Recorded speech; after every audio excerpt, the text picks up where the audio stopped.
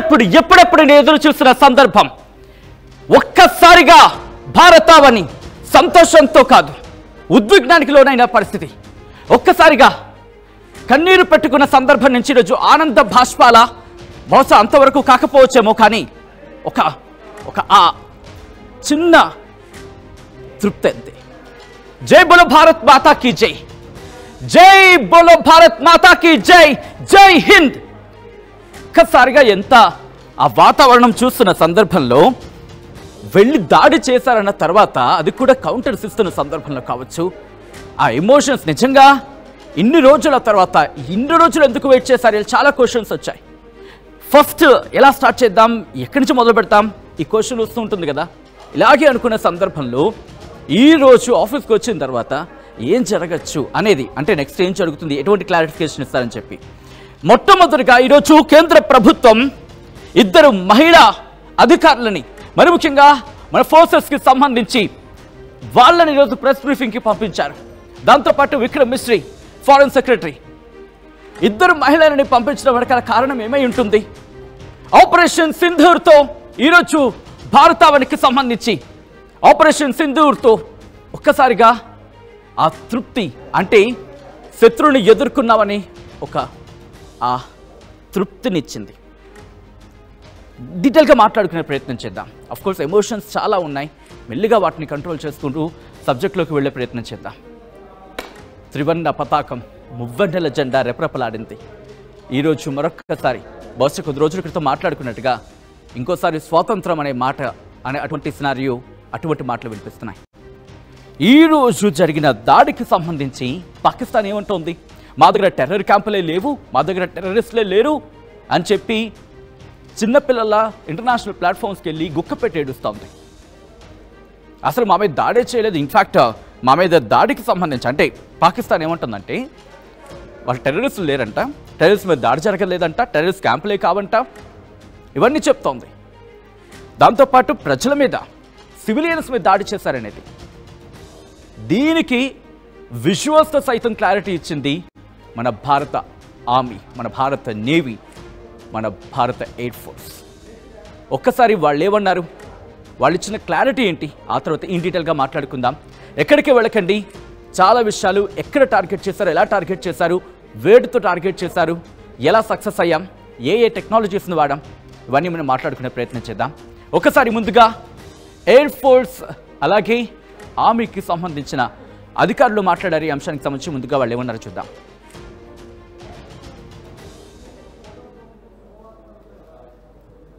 Earlier this morning, as you would be aware, India exercised its right to respond and preempt as well as deter more such cross-border attacks. These actions were measured, non-escalatory, proportionate, and responsible. They focused on dismantling the terrorist infrastructure and disabling terrorists likely to be sent across to India.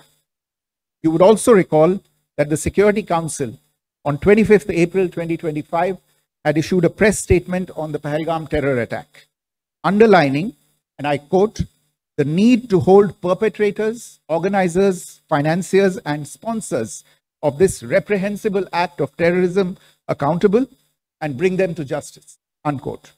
India's latest actions should be seen in this context. Operation Sindoor was launched by Indian Armed Forces to deliver justice to the victims of Pahalgam terror attack and their families. 9 terrorist camps were targeted and successfully destroyed. Over the last 3 decades, Pakistan has systematically built terror infrastructure. It is a complex web of recruitment and indoctrination centers, training areas for initial and refresher courses, and launch pads for handlers.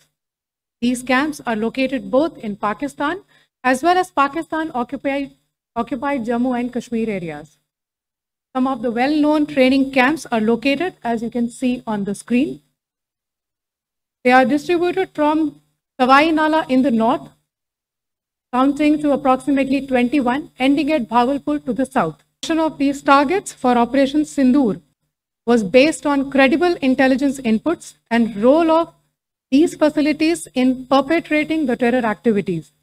The locations were so selected to avoid damage to civilian infrastructures and loss of any civilian lives. Pakistan ఈ భాష నీకు అర్థమవుతుంది కదా, నువ్వు అడిగిన దానికి సమాధానమే. ఇక్కడి నుంచే మొదలు పెట్టారు ఏకంగా. దాంతోపాటు మరికొన్ని అంశాలకు సంబంధించి 2008 నుంచి జరిగిన ఘటనలు కావచ్చు, అక్కడి నుంచి జరిగిన ప్రతి దాడికి సమాధానమే ఈరోజు అటాక్ అంటూ ఫారెన్ సెక్రటరీ విక్రమ్ మిస్రీ చెప్పడం. अब तो कहानी बाकी है, नरवान साहब बोल रहे हैं तो सुन लो, अब तो पिक्चर बाकी है. शायद लगता है ये सिर्फ ट्रायल है, ఇది కేవలం ట్రయల్ మాత్రమే, ఇంకా పిక్చర్ బాకీ, ఇంకా సినిమా మిగిలే ఉంది. ఎందుకంటే వాళ్ళు ఒక్కసారి ఆ ఇంట్రడక్షన్, ఈరోజు ప్రెస్ బ్రీఫింగ్ చూసిన వాళ్ళు ఎవరైనా అర్థమై ఉంటుంది. స్టార్టింగ్లోనే ఇదిగో ఈ వీడియోని ప్లే చేయడం జరిగింది. ఈ వీడియోని ప్లే చేసి ప్రారంభించారు. ఈ వీడియో స్టార్టింగ్లోని 2001 నుంచి మొదలుపెట్టిన పరిస్థితి. 2001లో జరిగిన అటాక్ కావచ్చు, పార్లమెంట్ మీద జరిగిన దాడికి సంబంధించి కావచ్చు, ఆ తర్వాత 2002లో అక్షర్ధామ్లో జరిగిన దాడి కావచ్చు, అప్పుడు 31 మంది మరణించారు, 80 మంది గాయాల పాలయ్యారు.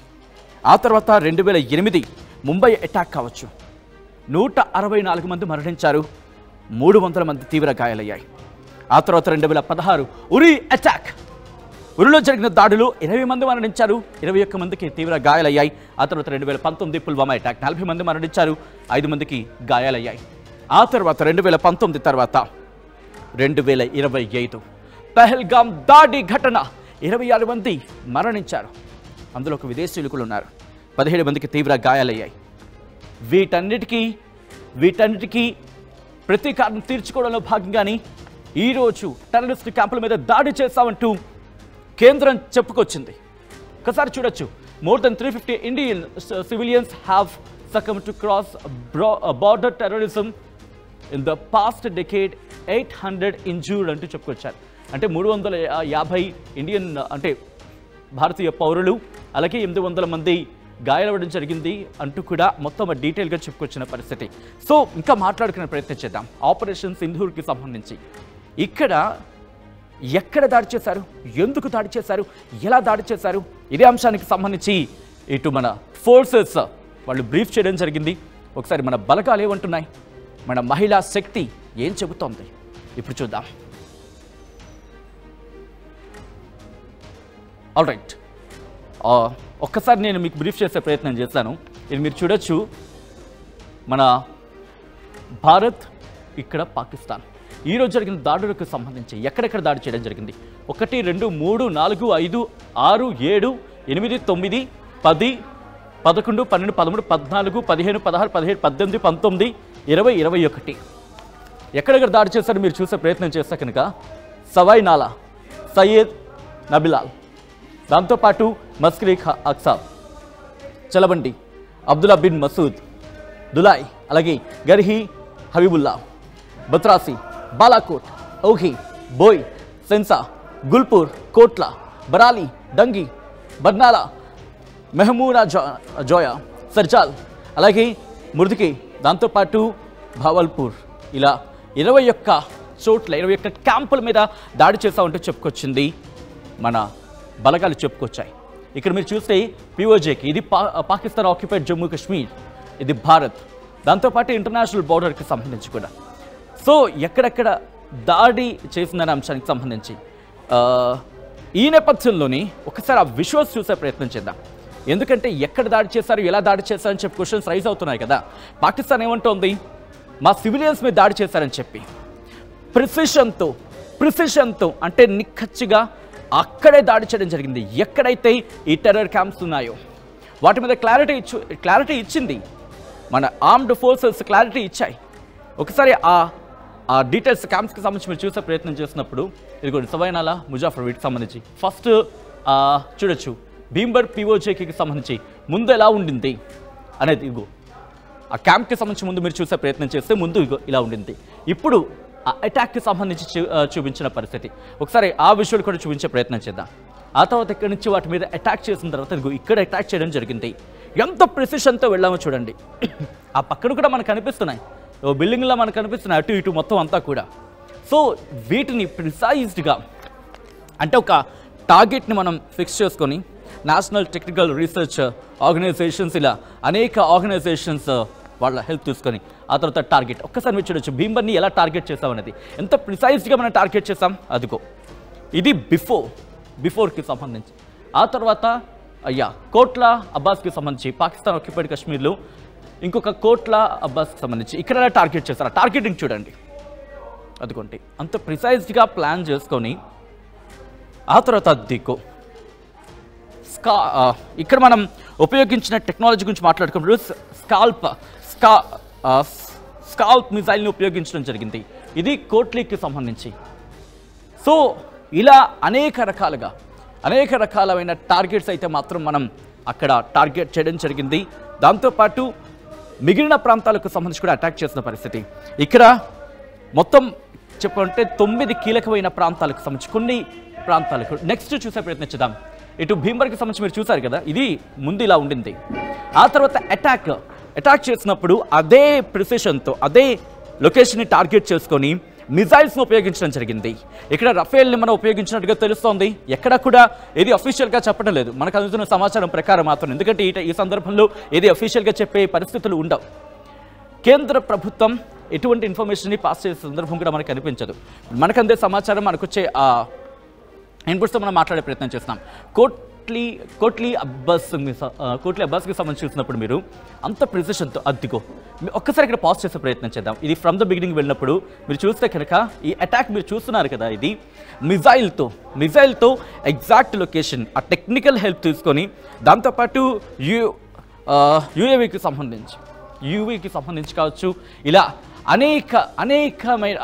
అనేక టెక్నికల్ సపోర్ట్స్తో ఈరోజు మనం చాలా ఆనందం, చాలా తృప్తి అనిపిస్తోంది. ఎందుకు ఆనందం అనే మాట నేను ఇక్కడ వాడుతున్నాను అనేది కూడా చెప్పే ప్రయత్నం చేస్తాను. ఒకసారి గుర్తు చేసుకుందాం. పోయిన వాళ్ళు మనం తీసుకురాలేం, అది మాత్రం కన్ఫామ్. కానీ ఆ ఘటనలో మన వాళ్ళు అని మనం ఫీల్ అయితే కనుక ఈరోజు ఉదయం 5 గంటలకు ఒక్కసారి ఆ విజువల్స్ మనం వెళ్ళే ప్రయత్నం చేద్దాం. సో మరి కాసేపట్లో నేను ఆ డీటెయిల్గా మాట్లాడే ప్రయత్నం చేస్తున్నాను. సో ఇక్కడ ఏంటంటే కనుక మనం మాట్లాడుకునే సందర్భంలో ఉదయం 1:44 ప్రాంతంలో దాడి చేశారు. కానీ ఇంకో విషయం చెప్తాను ఇక్కడ ఇంట్రెస్టింగ్గా. పాకిస్తాన్ ఆక్యుపైడ్ కాశ్మీర్ కావచ్చు, ఇన్ఫ్యాక్ట్ పాకిస్తాన్లో మనం ఆ బార్డర్లోకి వెళ్ళలేదు, మన సరిహద్దుల నుంచి టార్గెట్ చేశాం, ఏం చేసుకొట్టాం. ఇవన్నీ ఎక్కడెక్కడ ఉన్నా తెలుసా? నమ్మితే మీరు ఆశ్చర్యపోతారు. ఇవి ఒక్కొక్కటి కూడా ఆ ప్రెస్ బ్రీఫ్లో వాడు చెప్తూ ఉంటే నేనే షాక్ అయ్యాను. ఒకటి ఇంటర్నేషనల్ బోర్డర్కి 18 నుంచి 25 కిలోమీటర్లు, ఒకటి 12 కిలోమీటర్లు, ఒకటి 9 కిలోమీటర్లు, ఒకటి 9 కిలోమీటర్ల దూరం. మీరు చూడొచ్చు ఎంత దగ్గరగా ఉందో. లాహోర్కి సంబంధించి, అలాగే భావల్పూర్కి సంబంధించి. ఇక్కడ ఎంత దుర్మార్గం అంటే భావల్పూర్కి సంబంధించి మాట్లాడుకునే సందర్భంలో మసూద్ అజర్, జైషే మహమ్మద్, జేఎంకి సంబంధించి ఉగ్ర కార్యకలాపాలు, ఇన్ఫ్యాక్ట్ అదొక్కడే కాదు, అనేక రకాలైన ఉగ్ర కార్యకలాపాలకి నిలవది. దాంతోపాటు ఒక్కొక్క లొకేషన్ గురించి ఒకసారి నేను జస్ట్ రఫ్గా చెప్పే ప్రయత్నం చేస్తాను. ఆ తర్వాత మనం ఇండివిజువల్గా మాట్లాడుకోబోతున్నాం అన్నమాట. ఒక్కొక్క లొకేషన్ ఒక్కొక్క ఆ టార్గెట్ని కొట్టినప్పుడు ఒకటే అంటుంది మన బలగాలు, వాళ్ళక్కడ ఉన్నారు. అయితే ఎవరు మృతి చెందారు అనేది ఇంకా డీటెయిల్గా తెలుస్తుందని చెప్పి ఒకసారి నేను ఫ్రమ్ ద బిగినింగ్ వెళ్ళే ప్రయత్నం చేస్తాను. బాహుల్పూర్కి సంబంధించి మాట్లాడుకునే ప్రయత్నం చేద్దాం. ఈ బాహుల్పూర్ అనేది పాకిస్తాన్కి సంబంధించి దక్షిణ పంజాబ్లో ఉంటుంది. ఇది జైషే మహమ్మద్ ఉగ్రవాద సంస్థకు ప్రధాన కేంద్రంగా చెప్పుకుంటూ ఉంటారు. 2001 పార్లమెంట్లో దాడి కావచ్చు, దాంతోపాటు 2019కి సంబంధించి మాట్లాడుకునే సందర్భంలో పుల్వామా దాడి కావచ్చు, వీటికి కీలక పాత్ర పోషించింది, బాధ్యత వహించింది అండ్ సంబంధం కలిగిన సంస్థ ఇది. దానికి సంబంధించిన ఆర్గనైజేషన్ హెడ్ క్వార్టర్స్ కూడా ఇక్కడ ఉంది అనే అంశానికి సంబంధించి ప్రస్తుతం అక్కడ టార్గెట్ చేశారు, పేల్చిపడేశారు. కేవలం ఇదొక్క ఉగ్ర సంస్థే కాదు, అనేక ఉగ్ర సంస్థలు ఉన్నాయి. వీటికి ఏమంటారు, స్ట్రీమ్స్ అంటారో లేకపోతే బ్రాంచెస్ అంటారో ఏదో ఉంటుంది కదా, అటువంటి సంస్థలు కూడా ఇక్కడ ఉన్నాయి. వాటిని కూడా లేపి పడేశారు అక్కడ ఉన్నాయండి నేపథ్యంలో. కానీ పాకిస్తాన్ ఏముంటుంది, మా సివిలియన్స్ మీద దాడి చేశారని చెప్పి. వీళ్ళకి చాలా తెలివిగా గేమ్ ఆడుతున్నారు పాకిస్తాన్. ఏం చేస్తున్నారంటే జనావాసాల మధ్యలోకి ఉగ్రవాదులు తీసుకొచ్చి పెడుతున్నారు. సో పాకిస్తాన్లో అక్కడ ఎవరైనా తెలుగు వాళ్ళు ఉంటే కమ్యూనికేట్ చేసే ప్రయత్నం చేయండి, లేకపోతే పాకిస్తాన్ డీకోడ్ చేసే ప్రయత్నం చేస్తూ ఉంటుంది ఇలాంటి సందర్భాల్లో. సో ఒకసారి మీ వాళ్ళకి మీరు చెప్పుకునే ప్రయత్నం చేయండి. జనాల మధ్యలో మీ ఉగ్రవాదులను పెడితే ఎవడి తప్పు? ఉగ్రవాదులను వదిలేయాలా? టెర్రరిస్టులు వదిలేస్తామా? ఇందాక మా ఆర్మీ వాళ్ళు అన్నట్టు ఇది జస్ట్ టీజర్ మాత్రమే, ఇంకా పిక్చర్ మిగిలి ఉంది. ఇది జస్ట్ టీజర్ మాత్రమే. దీంతో పాటు మురుడ్కి ఇవన్నీ కూడా మనం మాట్లాడుకునే ప్రయత్నం. ప్రస్తుతం లాహోర్కి సంబంధించి కావచ్చు, బహల్పూర్కి సంబంధించి కావచ్చు, మరీ ముఖ్యంగా ఇదిగో లాహోర్ బహల్పూర్కి సంబంధించి, దాంతోపాటు ఇస్లామాబాద్, మన్షేరా, ఇదిగోండి ఇక్కడ మీరు చూడొచ్చు 1 2 3 4 5 సవాయ్ నాలా, అలాగే ముజాఫర్బాద్, అలాగే సైదినా బిలాల్, ముజాఫర్బాద్, గుల్పూర్ కొట్లీ, అలాగే బర్నాలా, భీంపర్, అబ్బాస్ కొట్లీ. సో ఒక్కసారి ఫ్రమ్ ద బిగినింగ్ ఫస్ట్ నుంచి వెళ్ళే ప్రయత్నించుదాం. సవాయ్ నాలా, ఈ సవాయ్ నాలా అనేది కశ్మీర్లో ఉంటుంది. పాకిస్తాన్ ఆక్యుపైడ్ కాశ్మీర్, పాకిస్తాన్ ఆక్యుపైడ్ జమ్మూ కాశ్మీర్లో ఉంటుంది. ఎల్ఓసి నుంచి 30 కిలోమీటర్ల దూరం, జస్ట్ 30 కిలోమీటర్స్ దూరం. ఇవన్నీ కూడా బార్డర్లోనే ఉంటాయి. సో దాంతోపాటు ఇంకా ఇంట్రెస్టింగ్ ఏంటంటే ఇదిగోండి, ఓకే, సో మీరు చూస్తున్నారు కదా ఆ సవాయ్ నాలా అనేది.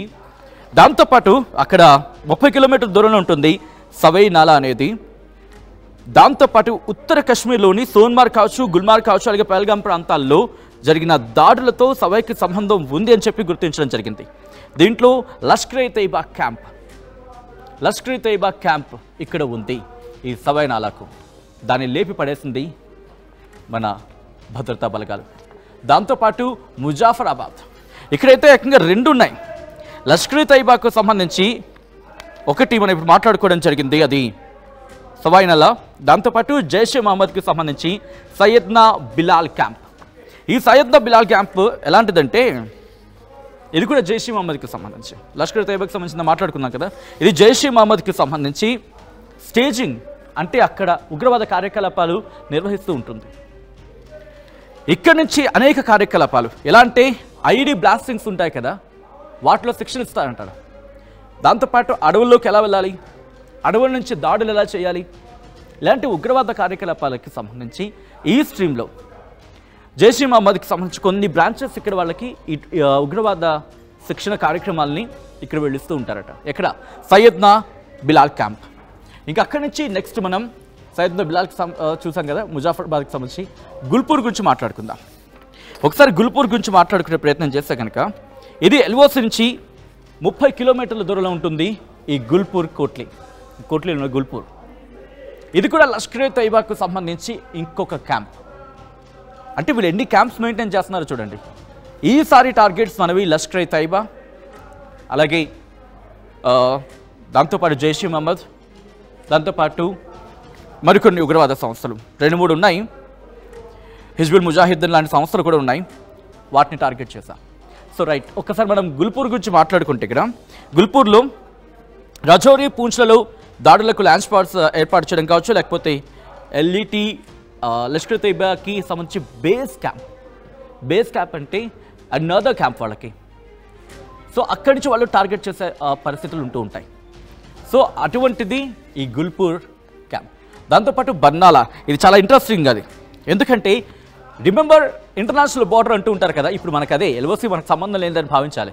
ఎందుకంటే వాళ్ళు తెలిసిందేగా సిమ్లా అగ్రిమెంట్ని రద్దు చేసుకున్న తర్వాత మనకి ఎల్ఓసి సంబంధం లేదు, ఎందుకంటే వాళ్ళే రద్దు చేసుకున్న తర్వాత అప్పుడు వచ్చిందేగా. సో ఇంటర్నేషనల్ బార్డర్ మాత్రమే మనకు ఉందనుకోవాలి. బట్ అఫ్కోర్స్ ఇంకా ఫాలో అవుతున్నాం ఎల్ఓసి అనేది, ఫార్మల్గా ఇన్ఫార్మల్గా అనేది పక్కన పెడదాం. కానీ ఇప్పుడు మనం మాట్లాడుకుంటే ఈ బర్నాలా అనేది జస్ట్ 6 కిలోమీటర్స్ ఇంటర్నేషనల్ బార్డర్కి 6 కిలోమీటర్లు అంటే చూడండి, అన్ని సరిహద్దు అన్ని బార్డర్లోనే. ఒక్కసారి పాకిస్తాన్కి సంబంధించి హార్డ్లీ ఒక 50 కిలోమీటర్స్ లోపల ఏరి అలా క్లీన్ చేసేస్తే ఈ ఉగ్రవాద సంస్థలన్నీ ఈ క్యాంప్స్ అన్ని ఖాళీ అయిపోతాయి. ఇక్కడ మార్చి 2025లో జమ్మూ కాశ్మీర్లో 4 జవాన్లకు సంబంధించి హతమార్చిన ఆ ఉగ్రవాదులకు శిక్షణ ఇచ్చింది ఇక్కడనట. ఎంత దుర్మార్గం కదా, జస్ట్ 6 కిలోమీటర్స్ అంటే బహుశా ఒక ½ అన్ అవర్, కరెక్ట్గా ఒక వే ఉంటే ½ అన్ అవర్లో దాటేస్తారు. సో అక్కడి నుంచి వచ్చేసి వాళ్ళు ఇటువంటి ఇబ్బందికర దుర్మార్గాలకు పాల్పడుతున్నారు. అంతర్జాతీయ సరిహద్దుకు సంబంధించి మాట్లాడుకున్న సందర్భంలో ఇక్కడ ఈ బర్నాల నుంచి చొరబడుతూ ఉంటారు. మనం మాట్లాడుకున్నట్టుగా హార్డ్లీ ఒక 1 hour అంతే చొరబడ్డానికి, అంత యాక్సెస్ ఉంటూ ఉంటుంది. మన బలగాలు ఎంత అక్కడ కాన్సన్ట్రేషన్ చేసినా అక్కడ లోకలైట్ సహాయంతోనో లేకపోతే స్లీపర్స్ సహాయంతోనో చొరబాటుకు ప్రయత్నాలు జరుగుతున్నాయని పెద్ద చర్చ జరుగుతూ ఉంటుంది. సో ఇది వాళ్ళు బేస్ చేసుకొని, ఇది ఆసరాగా చేసుకొని జమ్మూ కాశ్మీర్లోకి వచ్చి మొన్న మార్చిలో జరిగిన జమ్మూ కాశ్మీర్కి సంబంధించిన దాంట్లో 4 జవాన్లు చనిపోవడానికి కారణం కూడా, అమరులవ్వడానికి కారణం కూడా ఇదిగో వీళ్ళే. ఇక్కడి నుంచి నెక్స్ట్ కోట్లలో అబ్బాస్కి సంబంధించి మాట్లాడుకుంటే కనుక ఇక్కడ ఇది ఎల్ఓసికి 13 కిలోమీటర్ల దూరంలో ఉంటుంది, లైన్ ఆఫ్ కంట్రోల్కి 13 కిలోమీటర్ల దూరంలో ఉంటుంది. ఈ లష్కర్ ఏ తైబాకి సంబంధించి ఫెదయిన్ అనే సంస్థ అక్కడే ఉంది. చూడండి వీళ్ళ ఈ స్ట్రీమ్స్ ఉంటాయి కదా అక్కడక్కడే, ఈ ఫెదయిన్ అక్కడే ఉంది. ఉగ్రవాద శిక్షణ కార్యకలాపాలు ఇక్కడ నిర్వహిస్తూ ఉంటారు. అంటే పూర్తిగా మీరు చూస్తే ఇదిగో ఇది ఇంటర్నేషనల్ బోర్డర్. సో ఇటువంటి నేపథ్యంలో అన్నీ ఇక్కడే వీళ్ళకి. ఇటు పాకిస్తాన్ ఆక్యుపైడ్ కాశ్మీర్కి సంబంధించి మాట్లాడుకునే సందర్భం మీరు చూస్తే ఇవన్నీ ఇక్కడ ఉన్నాయి. సో ఒక్కసారి బావల్పూర్కి వెళ్ళిపోయే ప్రయత్నం చేద్దాం. ఎందుకు బావల్పూర్ గురించి మాట్లాడుకుంటున్నామంటే ఇక్కడ జరిగేంత దుర్మార్గాలు, ఇక్కడ జరిగేంత దారుణాలు బహుశా ఇంకే క్యాంప్స్లో ఉండవంటే చర్చ జరుగుతుంటుంది. అదే ఆ బావల్పూర్. ఉగ్రవాదులకు అడ్డా జైషే మహమ్మద్ కావచ్చు, లష్కర్ ఏ తైబా కావచ్చు, హిజ్బుల్ ముజాహిద్దీన్ కావచ్చు, వీటన్నిటికీ సంబంధించి వీటితో పాటు వీటికి అనుబంధంగా పనిచేసే కొన్ని సంస్థలు, వీటికి ఏమంటారు ఆ స్ట్రీమ్స్ ఉంటూ ఉంటాయి కదా, కొన్ని బ్రాంచెస్ ఉంటూ ఉంటాయి. వీళ్ళకి కొత్తగా పుట్టుకొస్తూ ఉంటాయి. మన ది రెసిస్టెంట్ ఫ్రంట్ లాగా, లేదా the resistant forces resistant front వాళ్ళు వచ్చారుగా పహల్గామ్ మీద దాడి తర్వాత భయపడిపోయి మాది కావన్నారు, వాళ్ళు కాదన్నారు. సో ఇలాంటివన్నీ ఇక్కడి నుంచి పుడుతూ ఉంటాయి. ప్రస్తుతం వీటి మీద కాన్సన్ట్రేషన్ చేయడం జరిగింది. ఎంత ప్రిసైజ్డ్గా దాడి చేశారనేది ఒకసారి మళ్ళీ విజువల్లో చూపించే ప్రయత్నం చేస్తాం, సో దట్ మనకి కూడా క్లారిటీ వచ్చే ప్రయత్నం జరుగుతుంది. ఆ విజువల్ చూసి కంక్లూడ్ చేద్దాం. పూర్తిగా సరిహద్దుల్లో ఈరోజు జరిగిన ఈ దాడి ఉగ్రవాదులకు సంబంధించి. ఎందుకంటే ఇక్కడ మనం యుద్ధం చేయలేదు, ప్రపంచ వేదిక మీద భారత్ అదే చెప్తుంది, మేము యుద్ధం చేయలేదు పాకిస్తాన్తో, తీవ్రవాదుల్ని అణిచివేసే చర్యలకు మాత్రమే దిగామంటూ. తీవ్రవాదుల దాడిలో గాయపడింది మేము, తీవ్రవాదుల్ని అణిచివేసేది మేము అంటూ కూడా భారత్ చెప్పుకొచ్చింది. సో ఇటువంటి సినారియోలని నేషనల్ టెక్నికల్ రీసెర్చ్ ఆర్గనైజేషన్స్ కావచ్చు, లేకపోతే స్కాల్ప్ లాంటి మిజైల్స్ని కావచ్చు, రఫేల్ లాంటి అడ్వాన్స్డ్ ఎయిర్ క్రాఫ్ట్ని కావచ్చు, దాంతోపాటు నేవీ కూడా సపోర్ట్ ఇచ్చింది, ఆర్మీ కూడా సపోర్ట్ ఇచ్చింది. అఫ్కోర్స్ త్రివిధ దళాలు ఒకటికొకటి కోఆర్డినేట్ చేసుకున్నాయి. ఇలా కోఆర్డినేషన్తో ఈరోజు ఎగ్జిక్యూషన్ జరిగింది. కానీ ఇది ఇక్కడతో అయిపోదు, ఇది జస్ట్ శాంపుల్ మాత్రమే, జస్ట్ టీజర్ మాత్రమే, ఇది జస్ట్ ట్రైలర్ మాత్రమే, పిక్చర్ అవి బాకీ అంటూ కూడా మన త్రివిధ దళాలు చెప్తుంటే అర్థం చేసుకోవచ్చు. సో ఇంకా సినిమా మిగిలే ఉంది. మీరు నేను వెయిట్ చేద్దాం, ఎండ్ కార్డ్ టెర్రరిజంకి పడుతుందో పూర్తి స్థాయిలో పాకిస్తాన్ పడుతుందో. ఒకసారి ఆ విజువల్స్ చూద్దాం. ఎస్, మీరు చూడొచ్చు ఇలా. ఫస్ట్ ఇది మ్యాప్ మనం చూస్తున్నాం కదా, ఈ టెర్రర్ క్యాంప్ ఎక్కడ ఉందండి పూర్తిగా చూడండి. ఒకసారి రిక్వెస్ట్ మేడం, పిసిఆర్ టీమ్ ఆ ముందు విజువల్ వేయండి, ఎందుకంటే నా విజువల్ గురించి నేను మాట్లాడే ప్రయత్నం చేస్తాను. ఇది ఇలాగే ఉంచండి. ముందుది ఎందుకు నేను అంటున్నానంటే కనుక మొన్న IB minister, information and broadcasting minister మీడియాని, అంతర్జాతీయ మీడియా అందరినీ తీసుకువెళ్ళాడు. ఇది కాదు, ఈ ముందుది. సో ఆయన ఏమంటాడంటే ఇదే, ఒకసారి చూడండి ఏముంది, ఎక్కడ టెర్రరిస్టులు ఉన్నారు, అంత పచ్చటి చెట్లు ఉన్నాయి, ప్రశాంతమైన వాతావరణంలో ఉన్నామని చెప్పి. పచ్చని చెట్లు బాగానే ఉన్నానన్నా, పచ్చని చెట్లు ఉన్నాయి, కానీ పచ్చని చెట్ల మధ్యలో నీ తుపాకులేవి, నీ తుపాకులు అదుగు, వీటికి ఏం సమాధానం చెప్తావు? ఈ పచ్చని కొండలు చూపిస్తావు నువ్వు తీసుకువెళ్ళి, కానీ ఆ రక్తపు మార్కలు ఎందుకు చూపించు? చెప్పు, సమాధానం చెప్పు. ఈరోజు ఉదయాన్నే ఇంటర్నేషనల్ ప్లాట్ఫామ్స్కి వెళ్ళి చిన్న పిల్లల్లో గుక్క పెట్టి ఏడుస్తున్నారే, చిన్న పిల్లల్లా గిల్లగిల్ల కొట్టేసుకుంటున్నారు కదా, సమాధానం అడిగారు అప్పటికి. ఈరోజు జరిగిన దాడికి సంబంధించి విజువల్స్ ఇంటర్నేషనల్ జర్నలిస్టులు కావచ్చు, లేకపోతే జర్నలిస్ట్ని తీసుకెళ్ళి చూపిస్తారా? మీకు తీసుకువెళ్ళి చూపించగల అది ఆ దమ్ముందానంటే ఎస్ తీసుకువెళ్తాం. ఎప్పుడంటే చెప్పలేదు మళ్ళీ, అటువంటి స్కిప్పింగ్ మళ్ళీని. దాంతోపాటు ఆ తీవ్రత ఏంటి, ఏమైనా మళ్ళీ సివిలియన్స్ మీద దాడి జరిగింది కాదు, విజువల్స్ అయితే చూపించాం. ఆ జైషే మహమ్మద్కి సంబంధించి ఉగ్రవాద కార్యకలాపాలు నిర్వహించే హెడ్ క్వార్టర్స్ ఉంటుంది కదా, అది డోమ్ లేచిపోయింది. ఏకంగా డోమ్ లేచిపోయింది, గోడలు పగిలిపోయాయి. సో ఇటువంటివి బేస్ చేసుకుని వెళ్ళిన సందర్భం ఎంత ప్రిసైజ్గా ఉందో చూడండి. అంటే ఎంత ఇన్ఫర్మేషన్ మనం సంపాదించుంటాం, ఎంత టెక్నాలజీని యూజ్ చేస్తుంటాం, అలాగే దాంతోపాటు ఎంత శాటిలైట్ ఇమేజ్ మీద మనం డిపెండ్ అయి ఉంటాం. వీళ్ళకి గుర్తుపెట్టుకుని ఇంకా చైనా సపోర్ట్ ఉండింది. వాటన్నిటినీ అధిగమించుకుంటూ మనం ఈరోజు దాడి చేశాం. So only one thing we have to say, ఎందుకంటే కంక్లూజన్కి వచ్చే ప్రయత్నం చేస్తాను. ఇక్కడ ఒకటే మాట, మేరీ భారత్ మహాన్. గుండెల మీద చేసుకుని మనం ధైర్యంగా చెప్పుకోవచ్చు మనం భారతీయులం అని చెప్పి. ఎందుకంటే ఎవరు మన జోలికి వచ్చినా ఒప్పుకోం, సాధారణంగా మనం ఎవరి జోలికి వెళ్ళం. మన జోలికి వస్తే మాత్రం చొప్పించి కొడతాం కదా, మూతోడు జవాబు దేంగి అన్నాం. ఒక్కసారి ఎస్, ఇంట్రెస్టింగ్ విజువల్ ప్లే చేశారు మా వాళ్ళు. సో అది చూపించే ప్రయత్నం చేస్తున్నాను. భీంబర్కి సంబంధించి చూడండి, ఇదిగో ఇలా ఉంది కదా, ఇది వాళ్ళ టెర్రర్ క్యాంప్. ఆ మిజైల్ని ఎంత ఎగ్జిక్యూషన్ చేస్తారో ఒకసారి చూడండి.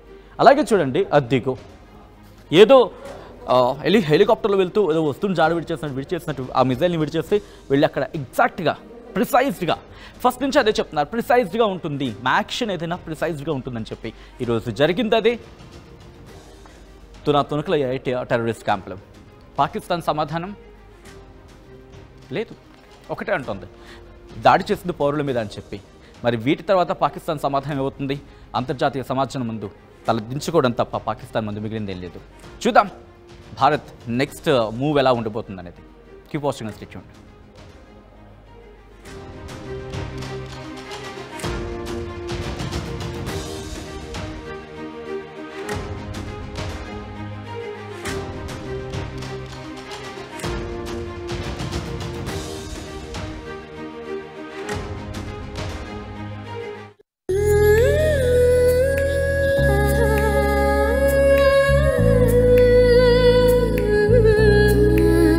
Gokulam Signature Jewels,